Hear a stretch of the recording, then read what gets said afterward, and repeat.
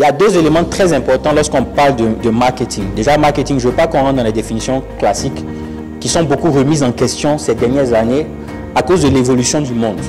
Parce qu'il faut comprendre que le concept du marketing a été beaucoup élaboré, il a été beaucoup étudié. Il y a des gens qui ont BTS en marketing, ils ont licence en marketing, ils ont Master 2 en marketing. Mais si tu leur demandes de vendre ça, ils vont taper poteau.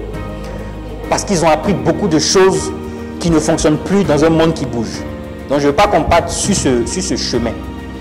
Mais quand même, on s'enrichit beaucoup lorsqu'on étudie quand même les anciennes approches. C'est très riche. Parce que ça a fonctionné pendant, par exemple, une boisson comme Coca-Cola. Coca-Cola est Coca-Cola parce qu'ils ont utilisé toutes les techniques et les études de marketing de l'époque. Et ça fonctionnait. Mais le monde a un peu changé. Mais il y a des choses qui restent encore vraies. Par exemple, le principe de... quelqu'un a dit... générer des parts de marché. Qui a sorti ce mot? Voilà, ça c'est un principe qui reste vrai. L'objectif du marketing, sinon parmi les indicateurs de mesure, il y a toujours le principe de la part du marché. Dans un marché, en général, vous n'êtes pas seul. Si vous êtes seul, ça veut dire que vous avez 100% du marché. Dès que quelqu'un d'autre vient, il risque de prendre des parts de votre marché. Ça veut dire que quand vous êtes là, ceux qui ne sont pas encore là, c'est des potentiels futurs concurrents. Parce que lorsqu'ils vont venir, les 1 milliard que tu gagnais là, ils vont commencer à grignoter dedans.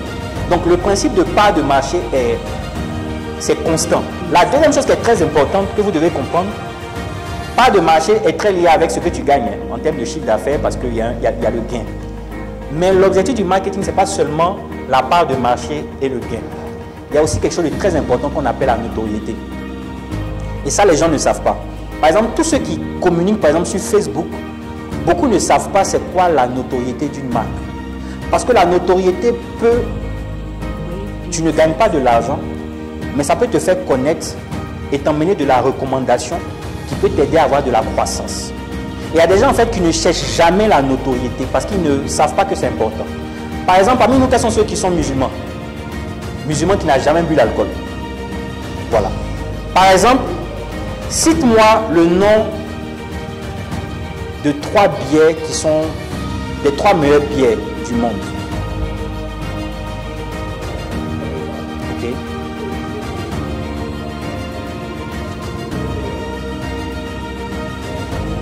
La plupart des personnes vont vous citer Heineken. Le matin, quand je donnais cet exemple, je t'ai dit que si tu demandes à un musulman de te citer les 3, le premier nom qui va sortir, c'est Heineken. Ce matin, on en a parlé. Pourtant, il n'est pas un consommateur de Heineken. Ça veut dire qu'il n'a peut-être jamais donné l'argent à Heineken. Mais le travail que fait Heineken en sponsorisant les événements, en faisant du bruit ou en faisant je ne sais quoi, voilà un impact que ça a. Il dit, ah, je dois faire ma fête, je dois acheter bière. Je dois acheter quelle bière? Il va dire, il faut acheter Heineken. Donc, il est devenu un prescripteur pour une marque qui ne consomme pas ou peut-être qui ne va jamais consommer. Mais grâce à lui, Heineken peut avoir de l'argent. Je ne sais pas si vous voyez.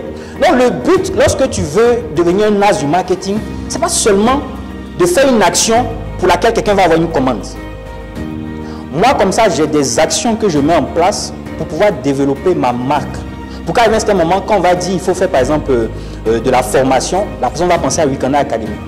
Donc il y a des actions que je fais, ce n'est pas pour avoir des commandes en fait. C'est pour remplir ce deuxième axe que moi je connais du marketing qui est tout aussi important que le fait d'avoir de l'argent. Donc vous devez avoir des actions qui vous font augmenter votre part de marché. Mais vous devez aussi avoir des actions qui vous font avoir ce qu'on appelle la notoriété. Et par exemple, pour ceux qui ont déjà essayé la publicité sur Facebook, quand vous partez dans les paramétrages, etc., la plupart du temps, vous propose toujours ça. Soit est-ce que vous voulez faire des actions de notoriété de marque, ou est-ce que vous voulez faire par exemple des actions, on va par exemple parler de conversion. Donc il y a des mots plus tard qui vont apparaître, vous devez faire le lien avec ces concepts-là. Donc la notoriété de la marque, c'est par exemple Heineken qui est connu même par les musulmans. Quelqu'un qui n'a jamais bu, ceux qui lui demandent de citer, il va citer Heineken. Pourquoi il cite Heineken? Parce que c'est clair dans son esprit que Heineken est le numéro 1.